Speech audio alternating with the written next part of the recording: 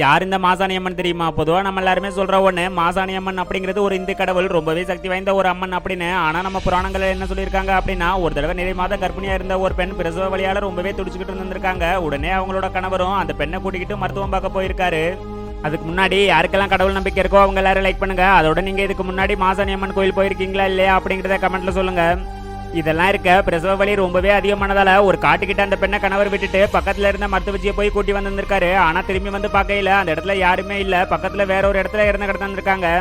உடனே அந்த மருத்துவச்சியும், நான் கண்ட அந்த கனவு பழிச்சிடுச்சு, இந்த காட்டுக்குள்ள ஒரு கருப்பு உருவம் இருக்கு, அது ஒரு கர்ப்பிணி பெண்ணை துரத்துற மாதிரி கனவு கண்டேன் அப்படின்னு சொல்லியிருக்காங்க. அப்பதான் கொஞ்சம் தூரத்துல அவங்க சொன்ன மாதிரியே மாட்டு சாணத்துல கால் வச்சு வலிக்கு கீழே விழுந்து இருந்த தெய்வ அம்சமா இருந்த அந்த பெண் ஒரு அம்மனா அவதாரம் எடுத்து அந்த அரக்கனையே அழிச்சிருக்காங்க. அதோட மாட்டு சாணத்துல கால் வச்சு இருந்ததால தான் அவங்கள மாசாணி அம்மன் அப்படின்னும் மயான அம்மன் அப்படின்னு சொல்றாங்க. இப்படிப்பட்ட உன்னை பத்தி பல முனிவர்கள் சித்தர்கள் என்ன சொல்லியிருக்காங்க அப்படின்னா, மாசாணி அம்மனை நினைச்சு வழிபட்டா பில்லி சூனியம் எதா இருந்தாலும் சரியாயிடும் அப்படின்னும், நீதி கேட்டு வென்ற எந்த ஒரு விஷயமா இருந்தாலும் அது கண்டிப்பா நடக்கும் அப்படின்னு சொல்லியிருக்காங்க.